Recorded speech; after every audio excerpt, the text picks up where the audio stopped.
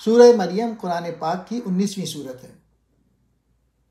اس صورت کا نام حضرت مریم کے نام پر رکھا گیا ہے، جو حضرت عیسیٰ علیہ السلام کی والدہ اور ایک پاک باز خاتون تھی۔ یہ صورت اللہ تعالیٰ کی قدرت، انبیاء کی زندگیوں اور والدین کی عظمت پر مشتمل نہایت سبق آموز پیغامات دیتی ہے۔ اہم مضامین: حضرت زکریا اور حضرت یحییٰ علیہ السلام کا واقعہ۔ سورت کے آغاز میں حضرت زکریا کا واقعہ بیان کیا گیا ہے۔ وہ بوڑھے ہو چکے تھے اور ان کی کوئی اولاد نہ تھی، لیکن انہوں نے اللہ سے دعا کی۔ اللہ نے ان کی دعا قبول کرتے ہوئے انہیں ایک نیک بیٹے حضرت یحییٰ علیہ السلام کی خوشخبری دی، جو نبی بنے۔ اس واقعے میں اللہ کی قدرت اور دعا کی اہمیت کو واضح کیا گیا ہے۔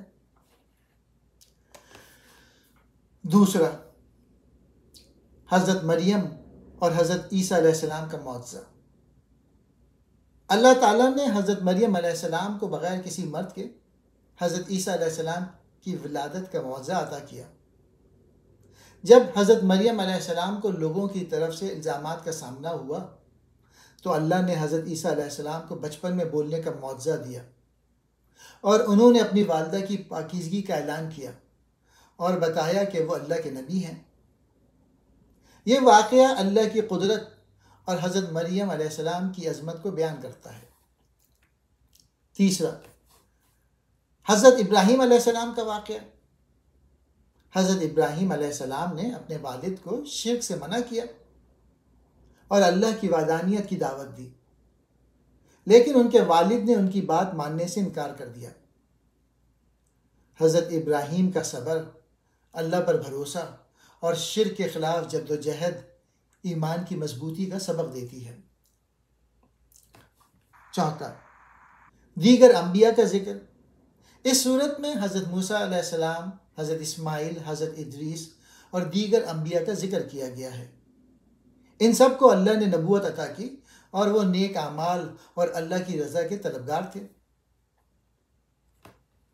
پانچواں، آخرت کا ذکر۔ سورت میں آخرت، قیامت کے دن اور حساب و کتاب کا ذکر بھی کیا گیا ہے۔ اللہ فرماتے ہیں کہ اس دن نیک اعمال کرنے والوں کو جنت کی خوشخبری دی جائے گی، جبکہ گناہ گاروں کو سزا ملے گی۔ چھٹا، اللہ کی رحمت اور ہدایات۔ اللہ نے اپنی رحمت کا ذکر کرتے ہوئے فرمایا کہ وہ اپنی بندگی کرنے والوں پر بہت مہربان ہے۔ اسی لیے اللہ نے قرآن کو ہدایت کے لیے نازل کیا تاکہ لوگ سیدھے راستے پر چلیں۔